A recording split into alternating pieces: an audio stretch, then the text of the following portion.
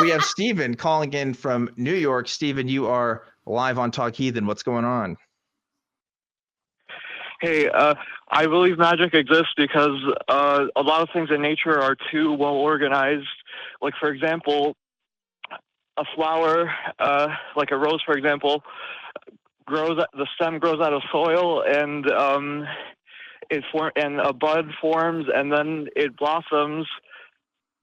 And when it blooms, the petals have a symmetrical placement, and it's too elaborate to be natural. Why? Because if things are natural, they shouldn't be.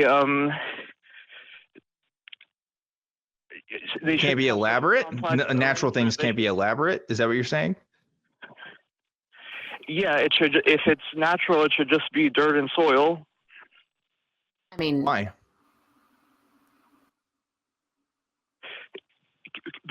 Besides it being inexplicable, like I also have like a question. Hold on, it is explicable, right? Like, why are you saying it's inexplicable? I mean, I've never seen it explained. Okay, but that doesn't make it inexplicable. Why you've never seen why why flowers are radial? Have you ever looked it up? Have you ever consulted any resources on it? Not for that specifically, but I did look up some stuff about, I guess, physics. Okay. You guess physics? I mean, that doesn't sound like in-depth research. You owe yourself a little bit more. Yeah, like if we're gonna go around and Stephen, if we're gonna go around and say everything is built on magic, I think we at least need to look into that a little bit, right? Like we should probably look into what other people have said about how flowers came to be, because I feel like that's a pretty big deal, right? If like the whole world runs on magic, that might change how I do things a little bit. What is the incentivizing feature of nature that it's not about to that leads to creating? Okay. Sophia, go. Okay, so it's not about incentives. I think that sometimes when we talk about how things have come to be, we overinflate this idea that like, you know, a flower wanted to become symmetrical. Like there's not that desire when it comes to natural selection or how things have come to evolve. When you look at something like a flower, you're looking at something that it's survived to this day, right? It's fairly, it must have been efficient. It must have outcompeted other things. And if doing things in a symmetrical manner for a flower, that was the most efficient, then that's the flower that survived. So we look at things in nature that are chaotic or disorganized and say that, well, I don't know, say that maybe that's it gone wrong. There are things in nature that are disorganized. I think of how much inefficiency is in nature. I feel like I'm becoming known for talking about pregnancy, like how often miscarriages happen because the fetus is not viable, and that's spontaneous, and it happens so much more than people realize. That's disorganized. That's chaotic. There's quite a bit of chaos here. So when we're looking at something that is successful, like a flower, like a baby, like, you know, choose anything in nature, we're looking at something that's organized because that was the way that it did survive. I'm not sure if I'm being as clear as I would like to be, but we can look at things and say, wow, that's incredible. But it took billions of years to become that incredible. It's not like pop up, flower, done. That would feel like magic. But we have reasons to believe that it didn't occur that way. But like, how can you prove that the earth just the things in the earth just came about through nature?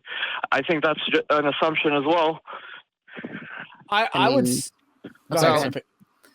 Oh, I was just going to say. We got a couple of different things here. There's an idea, there's a concept of young earth creationists talk about, which is, in young earth creationist circles, I don't think young earth creationists bring this up. It's called last Thursdayism. And it's this idea, you can't prove that the earth wasn't created last Thursday, right? And people will be like, well, what about all this evidence that says, dinosaur bones, stuff like that? And people say, well, that was just created to look like it was old. right? And so, yeah, I can't prove to you that things on this earth weren't looked like to create, like they were old, or that there weren't patterns or a history, but I can show that there at least has the appearance of things having a history. And we can do that with plants and animals, right? We have an entire evolutionary history that occurs, and we can at least observe some of the mechanics that do happen in nature that help us form the things that we see. Cells don't just change. Sometimes they change seemingly randomly, but sometimes they change because of specific environmental factors, and sometimes they change because of pressures other than their environment that occur in these things. And the same rules apply to cells, like they do to people, like they do to everything living on Earth. We have a history. There is an entire field of paleontology that just looks at how flowers evolve on this Earth, and you can find some really interesting things by people way more knowledgeable than us on us. And I'd rather hear what they have to say and hear what their conclusions come to than just kind of throw it all up in the air and says, well, I don't know, so it must be magic, right? Because that's kind of like what this sounds like. We're just kind of saying, oh, well, this is kind of weird. I don't know how this works. Magic must be the best explanation. When I looked it up, it said that like kinetic energy moves atoms, but like what makes that energy, what causes it to have motion?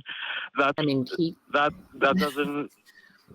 Yeah, but why? Yeah. So here's the problem I have with that.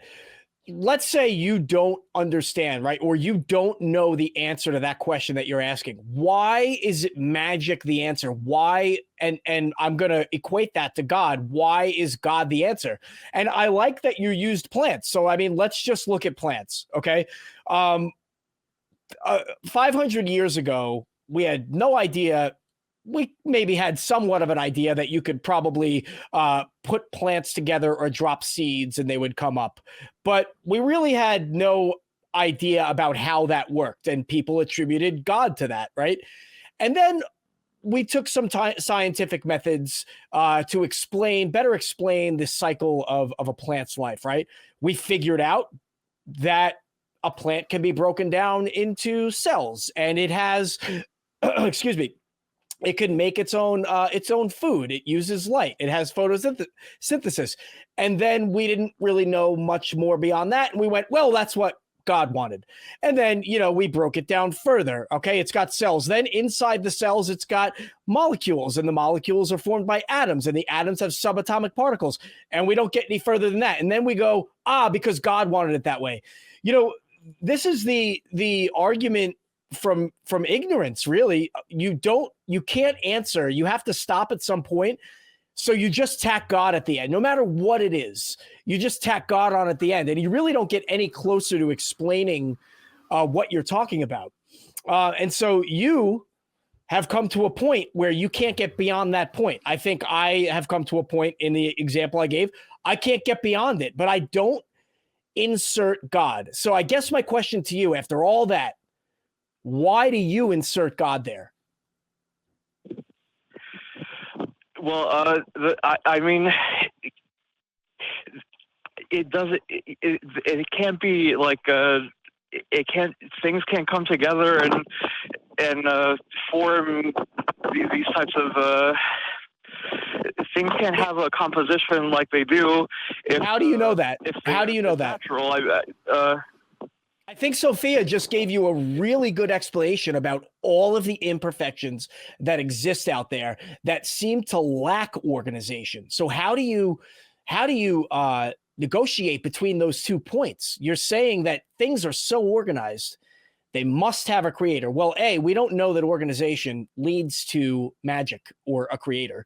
And B, there are so many things that are unorganized or disorganized that they don't, that would render your argument incomplete or incorrect. How do you justify that? Maybe the consciousness is faint. Maybe it's a weak consciousness. Maybe, maybe it doesn't know how to make it perfect. I mean, at that point, we're just kind of in fantasy storybook territory, where it's just like, oh, it's there's a being that's trying to operate in the best interest of the world, but chaos is tearing it apart instead. And I'm like, okay, like, why not have it be Zeus? Like, I think that there's kind of, it's sort of an unserious conversation at that point.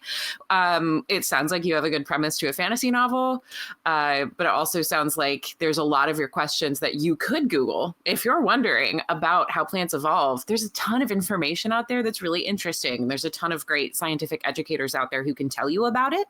I think that the more you try to bring up specific things, it's kind of like you're sort of missing our basic point, which is that assuming God, because you personally do not know, is pretty faulty logic. Yeah, the reason, I mean, I called it magic because I don't really anthropomorphize it. Like, I thought God was like more personified, but yeah, you might be right. Yeah, I mean, I looked up a few things on Google, and I don't know, I wasn't satisfied with the answers. Well, there is I guarantee you right now, there is one paleobotanist that watches this show that is screaming their goddamn head off right now, saying, hey, look into the field of work that I do every single day for a living, right? Yep. I guarantee, like, give science a chance, okay? Give it a little bit more thought, right? Look into some more stuff. I promise you're going to find some more explanations to stuff that you thought maybe didn't have explanations, but maybe do. And maybe you won't have all the answers. Maybe you'll still have some questions. That's fine. But in terms of like plant evolution, come on, man, you gotta put some more effort into that before we jump to the magic train, right? At least that's my opinion, Stephen. So I don't know. Any other thoughts you had for us before we let you go today? Not really, no. Okay. Well, thanks for calling. And we're not trying to dog on you too hard, Stephen, but when you're talking about literal magic, right? Like, you can't use the observations of science and be like, oh, this has to be impossible because of science. Like, no, there's other things to science that can tell us all kinds of things too, right? Like, it's just very interesting that you do at least have some principles of science. Like, you do think, okay, this seems to be impossible based on some kinds of observation. So there must be some sort of method by which you've come to your conclusion. And I guarantee you there's people who have been doing a lot of work every day on stuff that you wouldn't even begin to think about. I wouldn't begin to think about, that have answered a lot of questions that are, maybe not applicable to our daily lives, but are important for grander sort of knowledge schema that would love to tell you about the evolution of flowers. So